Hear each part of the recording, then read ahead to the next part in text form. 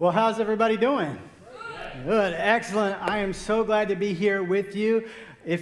Whether you're with us in the room right now, it is great to see you, or whether you are joining us live online right now on Facebook or YouTube. Thank you so much for taking the time to spend a few minutes with us today as we continue to unpack our series called In the Meantime, as we journey through the book of Daniel together.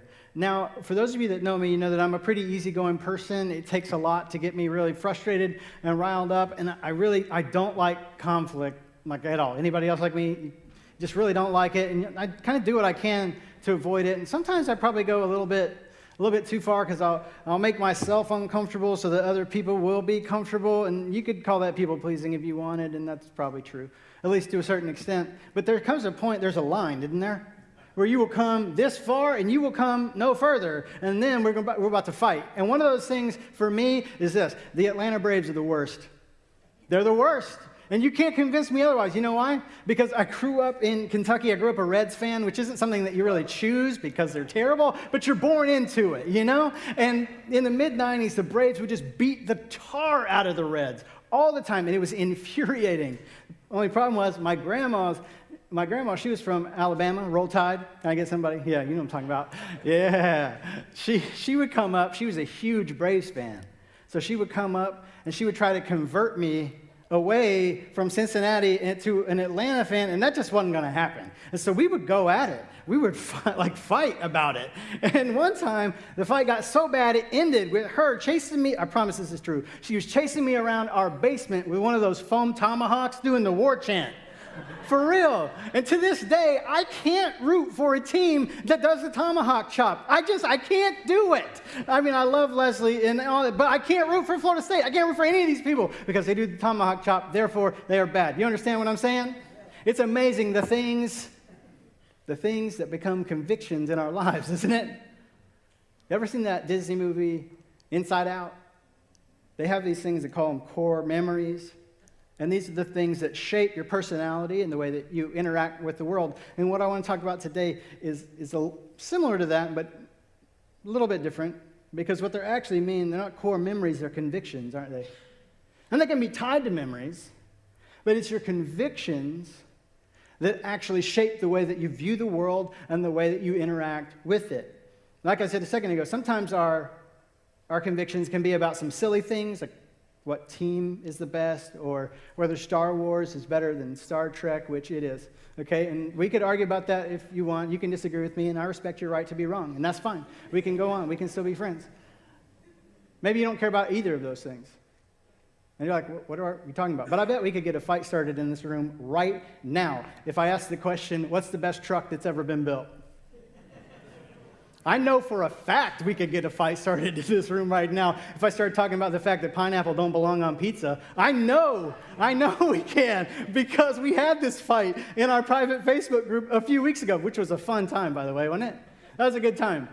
And some things are just kind of silly, but we have a good time and we banter back and forth about it. And those are convictions, and that's fine. But when we drill past these surfacey kind of things, when we go a little bit deeper, we find out the core of who we are and our core convictions. And those are the things that truly, truly shape the way that we view the world and the way that we interact with it. And that's what I want to talk with you about today, because we've been building our core convictions our entire lives. And last week, we said, if you remember, that it's your choices, not your circumstances, that shape your character. You remember that?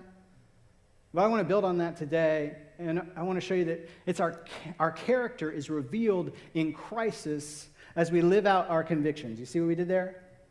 Our character, which is shaped by our choices, is revealed in our crisis as we live out our convictions.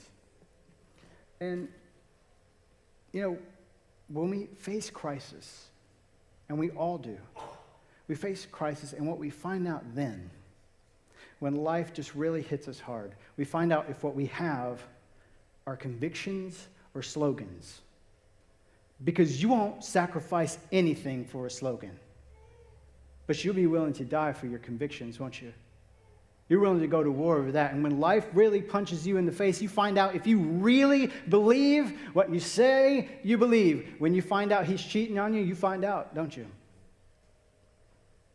When you find out about the diagnosis, when you find out that you're about to lose your job in the middle of a pandemic and you're wondering how in the world am I going to feed my family, then you find out if you believe what you say you do.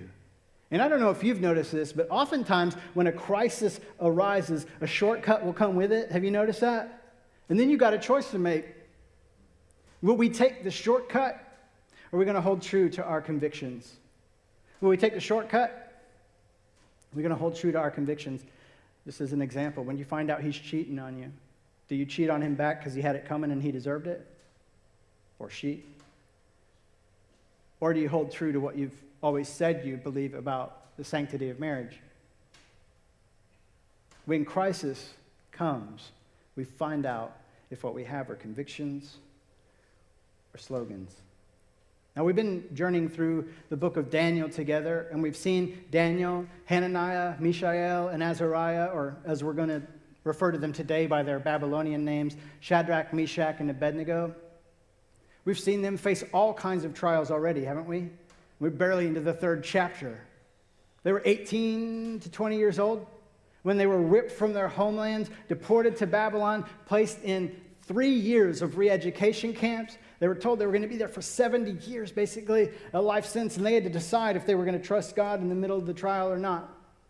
And then last week we talked about this dietary dilemma that they faced where they were basically being force-fed food that had been sacrificed to idols, very likely, and was absolutely unclean and prohibited by the dietary laws of the Israelites. And they had to decide, were they going to allow their circumstance to dictate their choices, or were they going to make choices that would shape their circumstances? And today, what we're going to talk about, and I don't want to belittle what they did last week because this was a big deal. But if you'll pardon my phrase, today we're going to turn the heat up to 11, if you know what I'm saying. Because what they were about to face next was unlike anything they'd ever faced before. I don't know how much you know about Nebuchadnezzar, the ruler of Babylon, but this dude was outside of his mind. Okay, he built this giant golden statue of himself, by the way, and then he had musicians from all over the kingdom.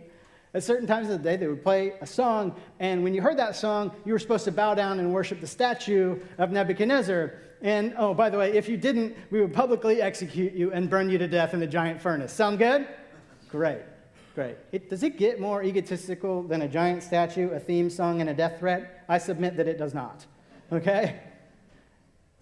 And Shadrach, Meshach, and Abednego, they found themselves right in the middle of this.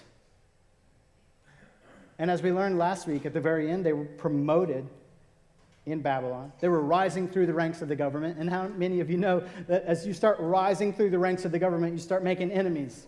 They were not the exception to this rule. There were people that were looking to get rid of them.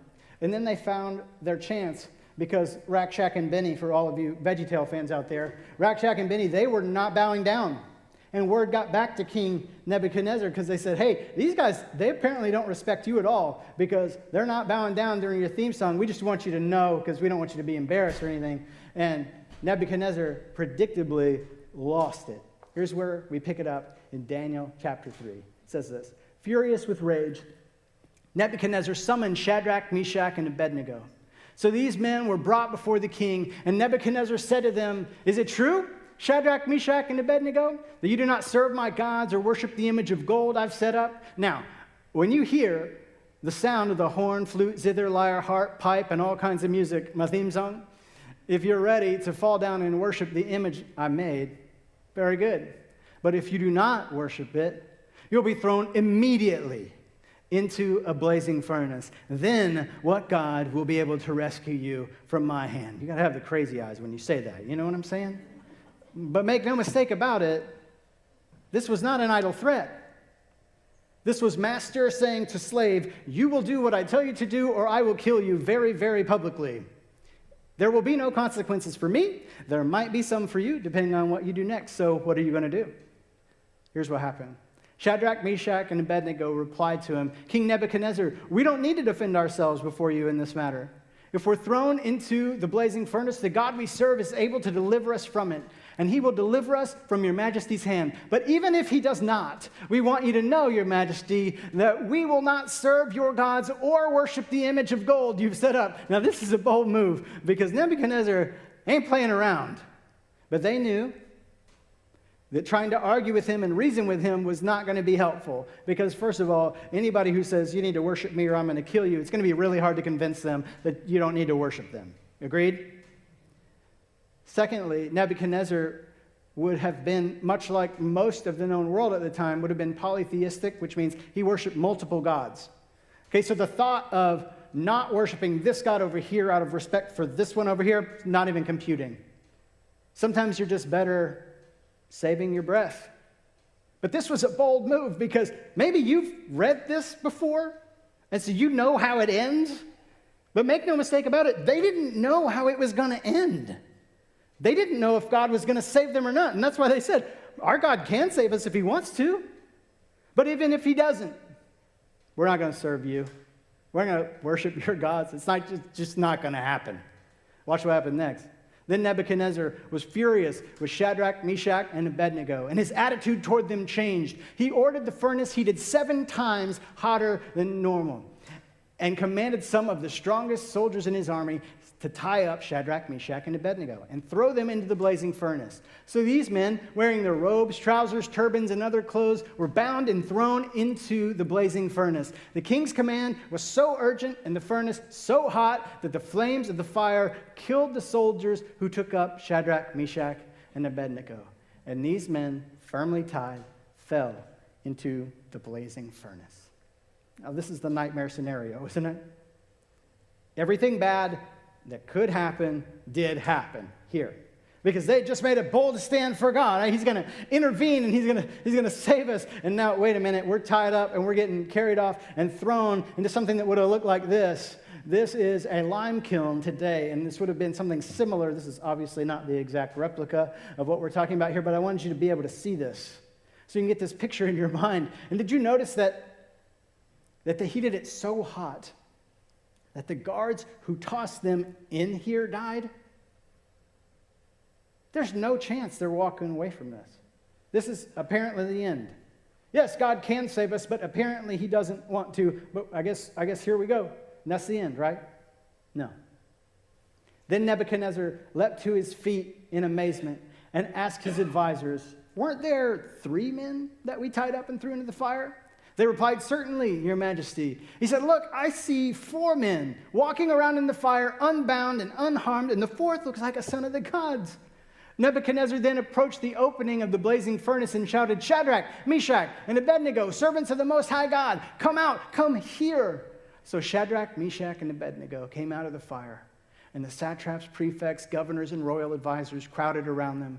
They saw that the fire had not harmed their bodies, nor was a hair of their head singed, and their robes were not scorched. There was no smell of fire on them. Then Nebuchadnezzar said, praise be to the God of Shadrach, Meshach, and Abednego, who has sent his angel and rescued his servants. They trusted in him and defied the king's command and were willing to give up their lives rather than serve or worship any god except their own God. Therefore, here comes a Nebuchadnezzar thing, man. Therefore, I decree that the people of any nation or language who say anything against the God of Shadrach, Meshach, and Abednego be cut into pieces and their houses be turned into piles of rubble, for no other God can save in this way.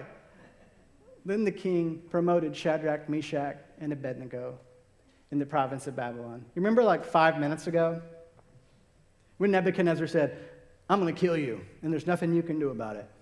What God is going to save you from me?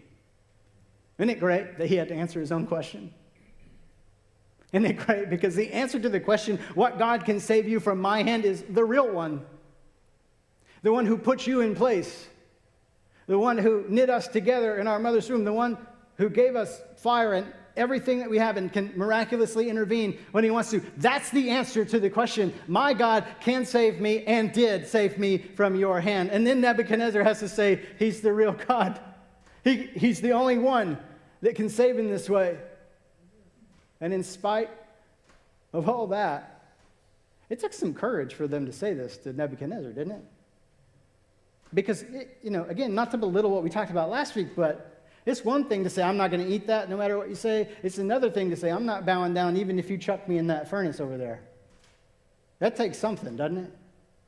Where does that come from? Let me show you this. Their convictions gave them the courage to face the crisis.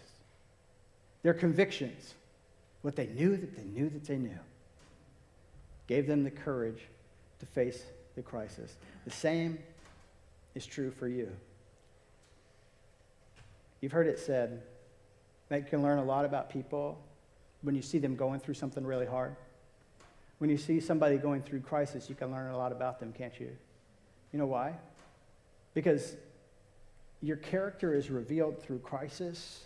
But let me tell you, it's your convictions that guide you through it. Your character is revealed through crisis, but it's your convictions that guide you through it. You know why? Because that's the only thing you've got left in that moment. Because so often when we find ourselves in the middle of crisis, we feel alone, don't we?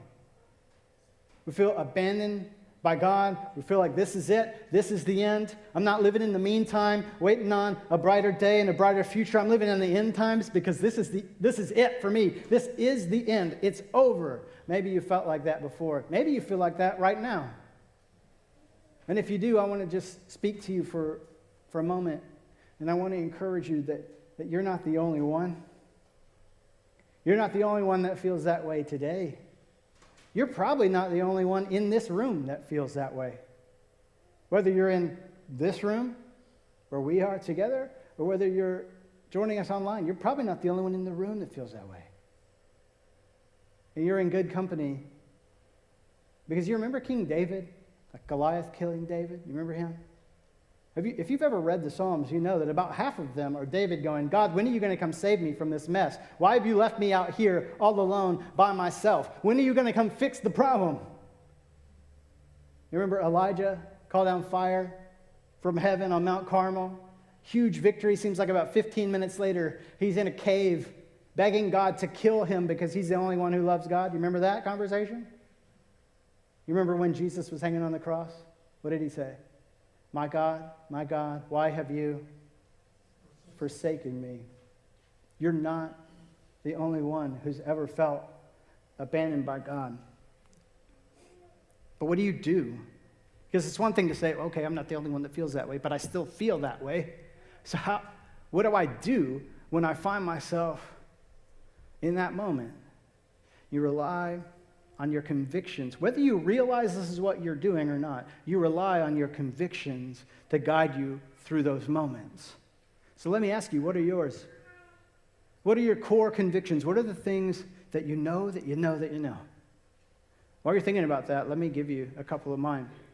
There is one God. One. There's only one. Jesus came and gave his life so that we could have forgiveness for the sin in our lives. That's why Jesus came. He came so that we could have forgiveness of the sin in our lives. And if you don't know how to get access to that forgiveness, I would love to talk with you about what that means. If you're with us in the room, I want you to take a look right over this way. Right under this screen right here, I'm going to be standing right under that screen after service today. I would love to talk with you about how to take your next step of faith, whether it's becoming a Christian for the very first time, or whether it's something else. Please don't let this moment pass you by. If you're joining us online and you obviously can't walk underneath that screen, take a minute. Don't skip this now. Take a minute and email us at hello, as in hi, hello, at SwissCoveChristian.com. We want to help you take your next step of faith because Jesus came and gave his life so that we could have forgiveness for the sin in ours. And it's only through the grace of God that I have a relationship with him. I owe him everything. And conversely, he owes me nothing. But he will never leave me or forsake me, even when I feel alone. I'm not. Will somebody say that last part with me really quick? Even when I feel alone, I'm not. One more time. Even when I feel alone, I'm not. I want you to let that sink down deep in your soul today. Rest in the knowledge that even when you feel alone, you're not. Shadrach, Meshach, and Abednego, they had to decide if they were going to live their convictions or if they were going to cave. And this is the same choice that you have to make today. But you know what I've learned is that it's really difficult to live convictions that you haven't named. So a couple of weeks ago, I asked you to write down the reasons that you trust God. And we said the reason we want you to do that is if you'll list the ways that God has been faithful to you in the past, you'll see your trust in Him in the present begin to grow, and that trust will carry you into the future, the things that you're going to face. Today, I want you to take some time and write down what are your core convictions, the non-negotiables in your life that you know, that you know, that you know. And today, at 1 o'clock in our private Facebook group, this question is going to pop up. What are your core convictions? Take some time. Write out 2 or 3. Write out many more for yourself. Because these are the things that are going to guide you when it all seems like it's falling apart. So take the time and name your convictions and surround yourself with people who share those convictions. Because I know that we think that we can just do this. I'm an island. I'm a rock. I can do this on my own. But listen to me. Remember a couple days ago in our Bible in a Year app, we just read, God said, it is not good for man to be alone, didn't we? Just a couple days ago. You weren't meant to do life or faith alone, so don't. Surround yourself with people who share your convictions. This is what happened in Shadrach, Meshach, and Abednego's life, isn't it? They knew what they believed, and they were surrounded by people who shared those beliefs. This past week on Instagram stories, Perry Noble said this: there are 2 kinds of people, those who throw you in the fire and those who go into it with you. Come on, somebody. 2 kinds of people, those who throw you into the fire and those who go into it with you. You have both of these people in your life right now, don't you? Now let me tell you something. Whether or not you cave under the pressure or you live your convictions is largely going to depend on which one of those voices is loudest in your life. Who do you allow to speak into you? People who say, I don't even know why you're doing what you're doing. Or people who say, I know it's hard, but you're not alone. I'm going to walk with it through you. And our God is going to walk with us every step of the way. This is what Shadrach, Meshach, and Abednego knew. They knew that just because God was silent didn't mean that He was absent. That just because they were going through something horrific didn't mean that God had left them. And because they were willing to live their convictions, Nebuchadnezzar got to see a miracle of God, didn't he? And no, he didn't convert to Judaism. If you've read the book of Daniel, you know that he didn't. But even Nebuchadnezzar was forced to admit, this is the one true God. And it would never have happened had they caved to the pressure. So what I want you to remember is this: our crisis can reveal Christ in us. Our crisis can reveal Christ in us. And it doesn't mean that everybody around us is going to become a Christian because we walk through the fire, so to speak. But I know this: the power of God has been most evident in my life when I needed His power to get me through the day. Anybody else? If you'll live your convictions, people are going to start to take notice. They're going to ask you questions like, hey, how are you doing what you're doing? How are you walking with such confidence and such courage in the face of a world that seems to be falling apart all around you? And when that question comes, you'll be able to say, I don't know what's going to happen next, but I know that my God will be with me every step of the way. And even if He doesn't save me from this, I'm going to give Him glory anyway. Anybody else feeling that this morning? Would you stand with us now? May we take our cue from Daniel, from Shadrach, Meshach, and Abednego. You remember when Paul wrote to the Philippians, and he said, I don't know if I'm going to live or die, but I know that for me to live is Christ, to die is gain. May we take our cue from them. May we be able to add our names to that list, because we know we can trust God in the trial because He got there before we did, and He's already working it for your good.